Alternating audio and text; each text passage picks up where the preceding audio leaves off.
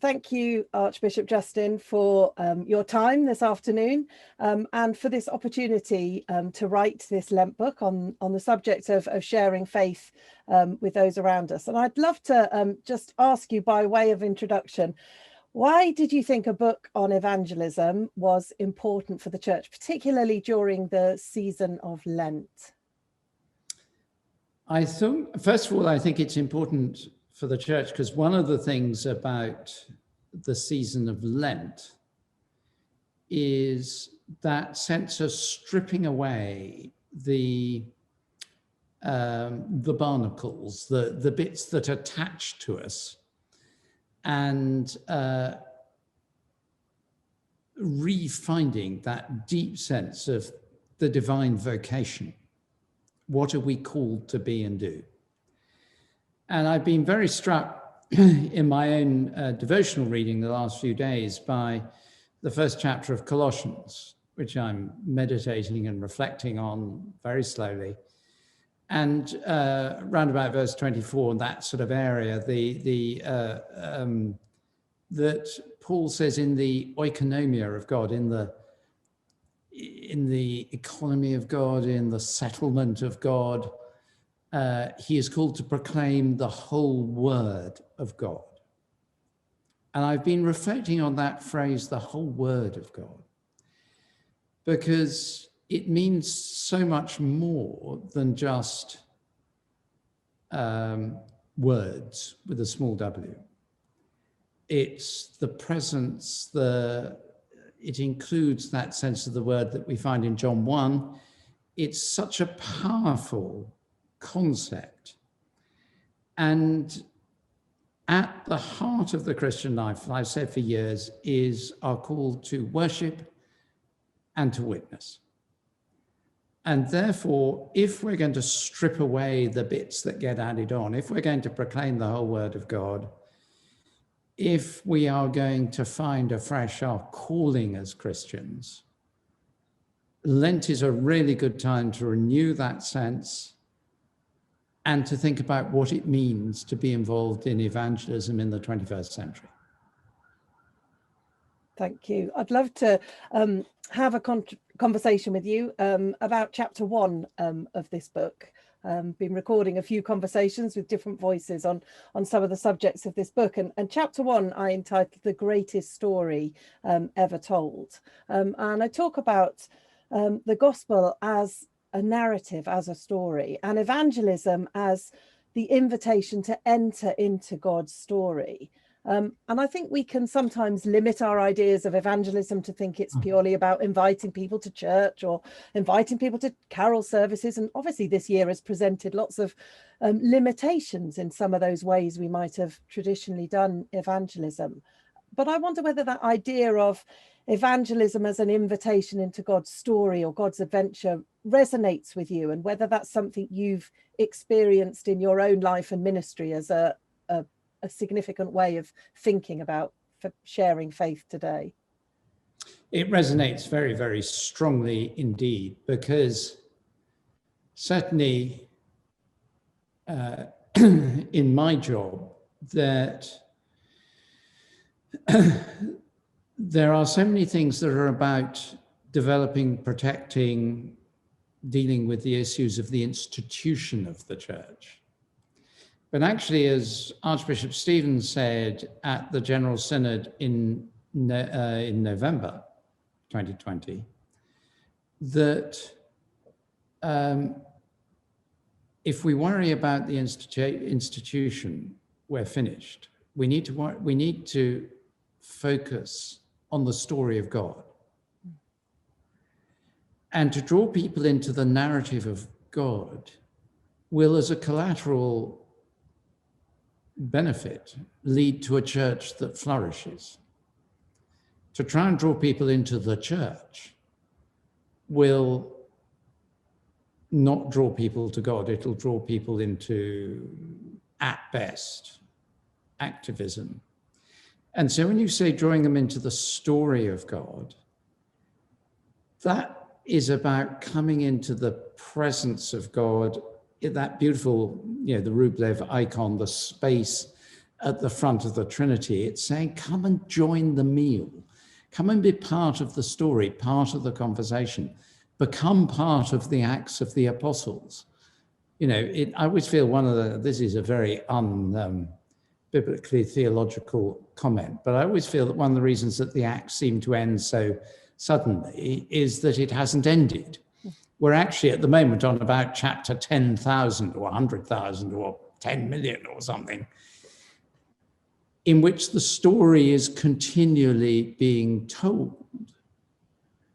And we are to enter into that story. So what you say really, I think is really important and exciting. And when people look at it that way, they will find the energy, because to talk about Jesus, to bring people into the presence of Jesus Christ, into the story of God, is fun. One of the things I very often do in sermons in my own diocese, when I go into a parish, is whatever else I've been talking about in the sermon, I'll say at the end, now I'm going to get you to do something. They'll look terrified. And I say, look, what I want you to do is turn to the person next to you, or if you haven't got anywhere within reach, just think to yourself and do it to yourself. And in 1 minute, I want to explain why you're a Christian and you go to church. And in many churches, there's a real sort of gasp of horror and people struggle. In others, so there's always some people who find it very easy. And I say, by the way, you're not allowed to use any religious jargon, and I want you to say why you're a Christian and you go to church, not why you go to church by itself. What does Jesus mean to you? Then they look really horrified, and I time them for 1 minute. And I say, okay, by the time I come back, and I turn to the vicar and say, and you're to make sure this happens, I want them to be able to do that in a relaxed way, to give a reason for the faith that is within them, for the hope that is within them. It's quite fun.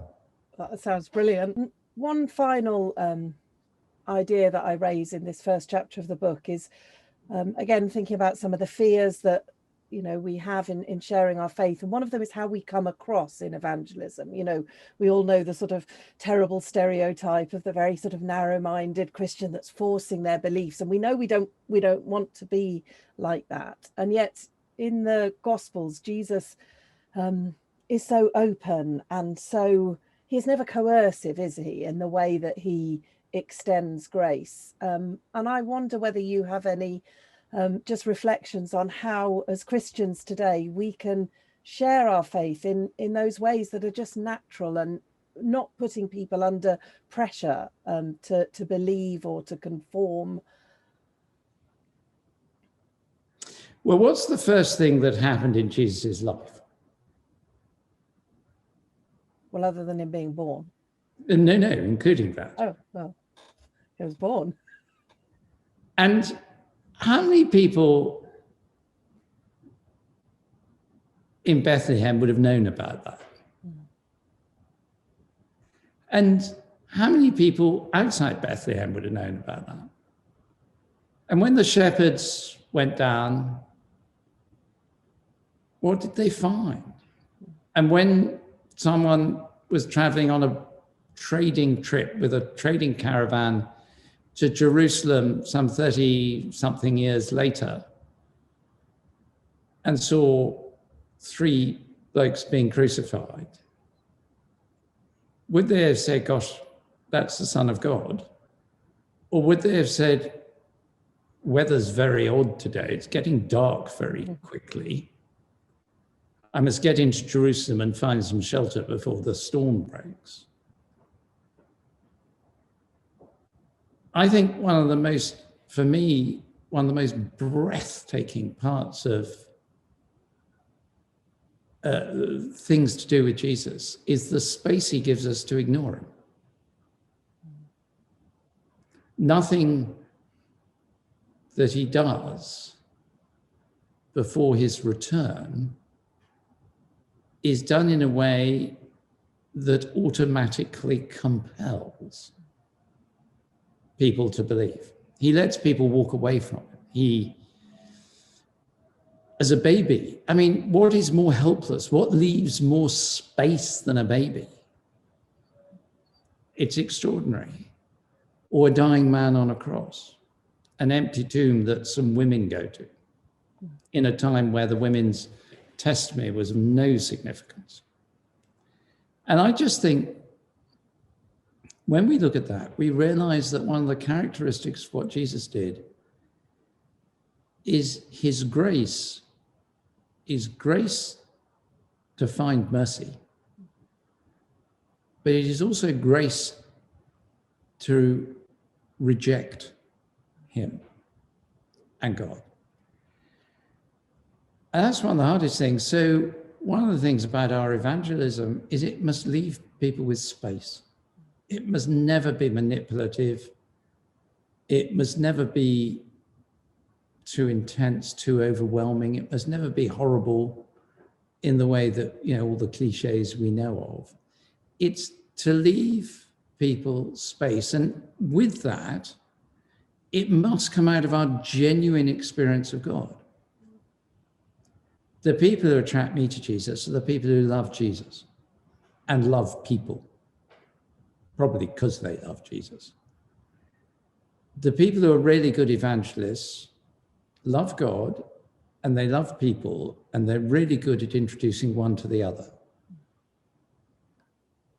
I love that idea. One of the stories I've gone back to again and again, and even mentioned in the book, is Jesus and the rich young ruler. And just looks at him and loves him, and he walks away. And I think I'd have probably been racing down the street going, hang on, maybe you didn't understand. Okay, let's say 50% of all you have. Yeah. Let's do a deal here. Exactly. So that idea of space, I think, is quite liberating as a disciple of Jesus, because, you know, it's not actually ultimately about me. There's space for God to move and space for the Spirit to be at work. So thank you so much for that thought. I feel that's brought our discussion to a really lovely conclusion, thinking about that idea of giving people space and allowing God's space to move. So thank you so much, Archbishop Justin, for your time today. Thank you, Hannah, and thank you again for the book. I'm looking forward to its launch. Thank you. Thank you. Bye-bye.